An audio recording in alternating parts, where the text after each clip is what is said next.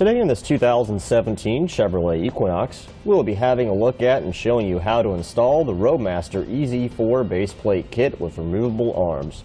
Part number RM-523184-4. Here's what our base plate looks like installed. As you can see, with our arms removed, we have a nice clean look in the front of the vehicle. The safety cable attachment point doesn't stick out very far past our fascia. In fact, it's behind our license plate bracket, so we have no added length to the vehicle at all. Now, when it comes to flat towing a vehicle, you are going to need to have a lighting system of some sort on it. This base plate has prongs on it that we can attach a wiring bracket for any wiring that we have.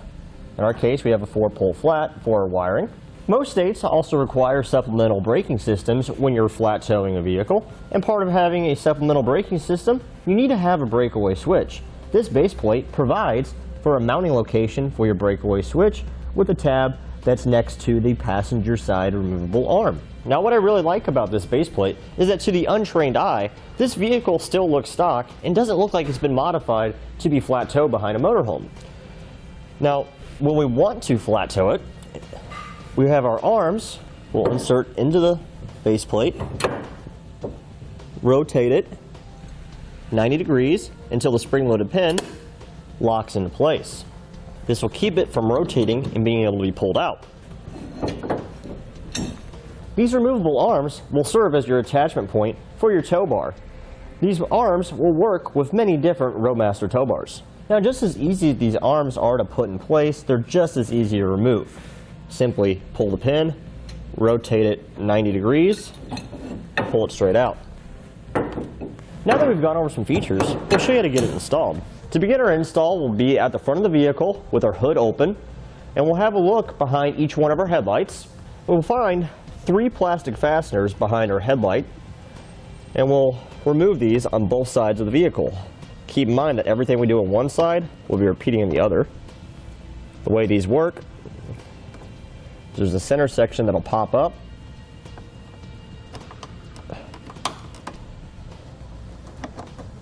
And then the whole clip will pull out.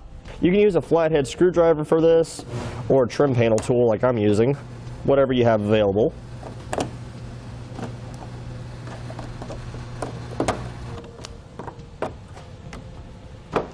With those fasteners removed, we can now lift up on this panel, fold it back, out of the way. And we'll do the same for the other side. Across the center of our fascia, we have 4 screws that run across that we need to remove. These are torque screws.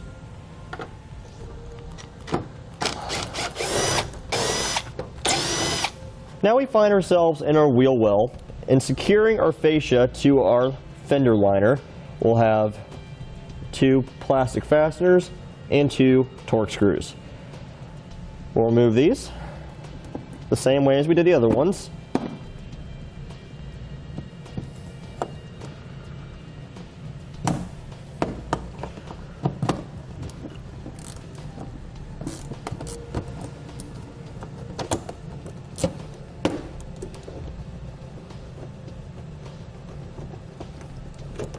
Now, right where our fascia meets our fender, we'll have a 7mm screw to remove.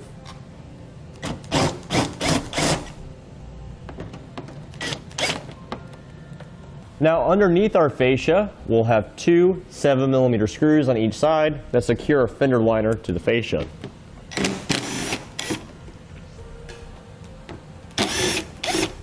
Now we'll peel back on our fender liners. And if your vehicle has fog lights, you'll need to disconnect them. That's this connector right here. There's a red lock tab on it. You'll slide back, and you'll press in on this tab here and pull back to remove the connector. Here's a closer look at the tab right here. Now, with an extra set of hands, we'll remove our fascia. We'll pull it away from our fender.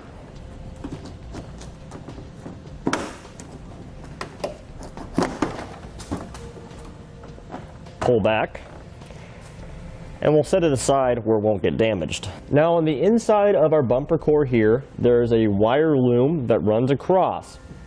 It's held in place with plastic clips, you can see them sticking through right here. If we squeeze the tabs together, we can pull the wire loom through. Now we need to remove our bumper core. In order to do that, there'll be 3 13mm bolts on each side of it.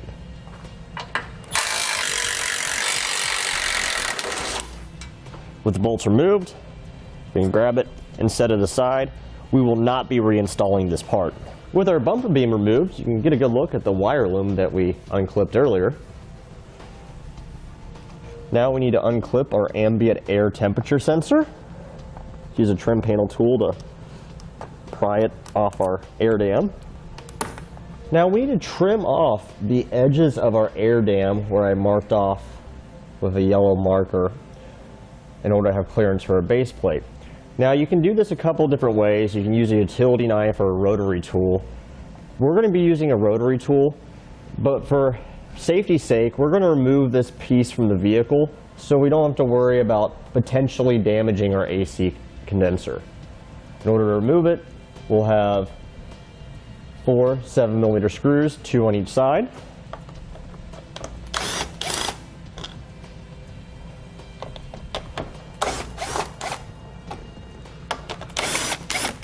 Now we can grab the lower section of it and pull it away from the vehicle, and it'll unclip.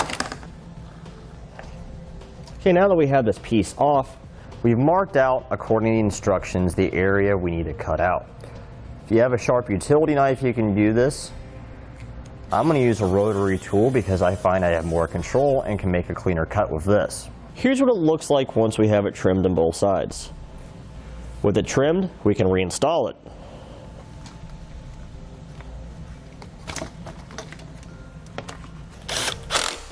Now the bolts that held our bumper beam in place, we'll put some red Loctite on them, and for every bolt that we use at this point that secures the base plate into place, we'll get Loctite on as well. Now with an extra set of hands, we'll raise our base plate into position, lining up the holes where the factory bumper beam was, and we'll reinstall the bolts. We'll tighten these bolts down now. Now we'll torque these bolts to the amount specified in instructions.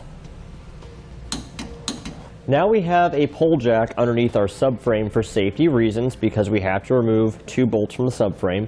If you only remove 1 bolt at a time, you shouldn't need the pole jack, but I'm still using it just in case.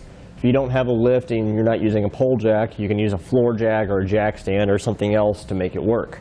Now we have an 18mm bolt that holds our subframe to our vehicle's body in the front, so we'll remove this bolt.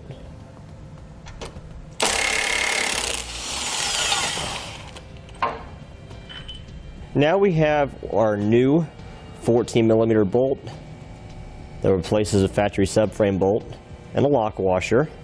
Make sure we have our Loctite on. We'll take our base plate bracket, go through that, place on one of our pipe spacers. Now we'll thread this back through the hole in our subframe. Get it started a few turns by hand. Now we'll take one of our shorter bolts.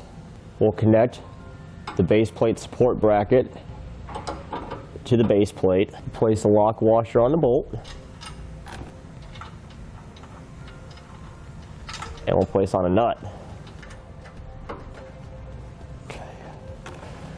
And we'll do the same for the other hole. Okay, now that we have all of our hardware started, we can tighten it down.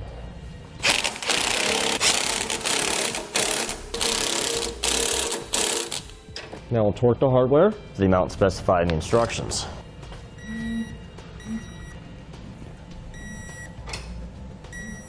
Now on the driver's side of our vehicle, we're going to temporarily loosen the washer fluid reservoir so we have a little bit more room to work. In order to do that, we'll find 3 10mm nuts and bolts. We'll have one here, another one here, and then one at the top right corner.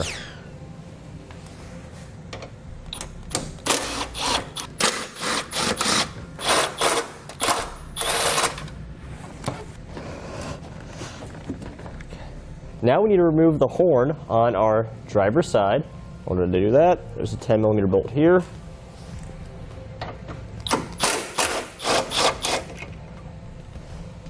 And we'll swing it out of the way. Now we'll take our upper base plate brace for the driver's side. We'll have it oriented like this. These two holes here will sit on top of these two holes here. And we'll have to work this around our air conditioning line and our wiring harness here. So we'll just kind of follow the notch around, rotate it.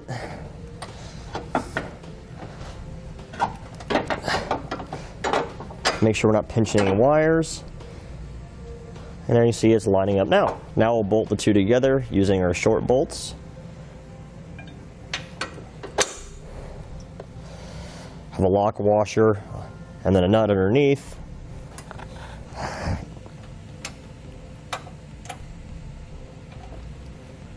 We'll do the same for the outside bolt.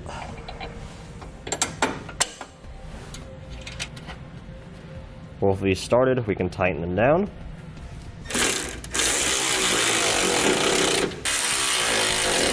And now we'll torque our hardware to the amount specified in the instructions. And now we're going to take one of our backing plates.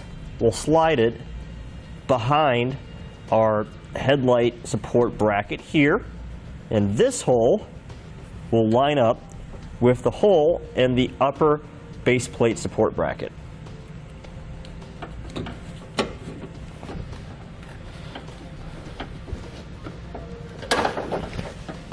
Just like that. Now we'll take one of our longer bolts and we'll insert it through our upper support bracket and then the backing plate. And then we'll place on a lock washer and then thread on one of our nuts.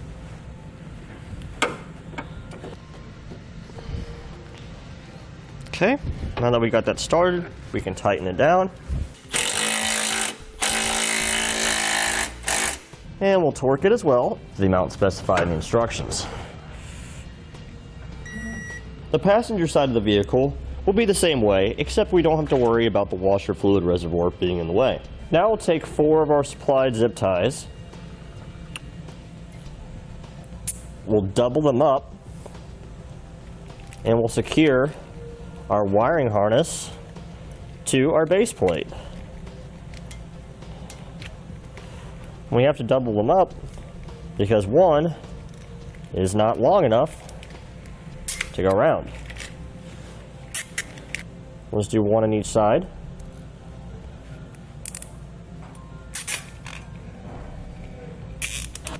And we'll trim off our excess. Okay, with our fascia off, now's a good time to mount any electrical connections we may have for a towed vehicle lighting system. We use the bracket that came with it to support our 4-pole flat wiring here. And we secured it with provided self-tapping screws to the prongs on the base plate. It's also a good idea to mount your breakaway switch at this time too. We did that over to the attachment point on our base plate. Now we can reinstall our horns.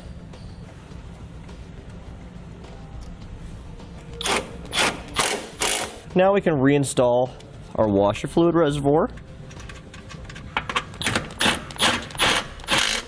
Now on the back side of our fascia, we need to remove our foam pad. We'll just pull it around the tabs.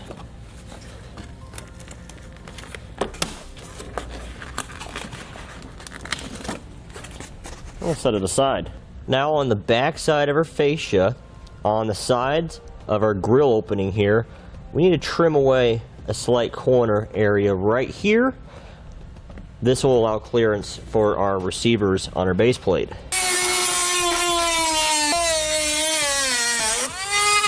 And now with an extra set of hands, we can install our fascia.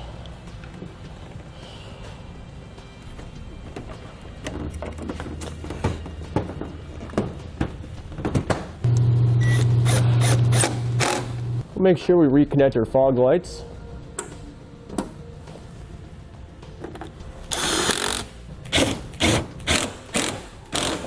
And that completes our look at and installation of the Roadmaster EZ4 base plate kit with removable arms, part number RM-523184-4 on this 2017 Chevrolet. Thanks for watching. Click the link in our description below to shop, learn more, or visit us at etrailer.com. And leave us a comment if you have any questions.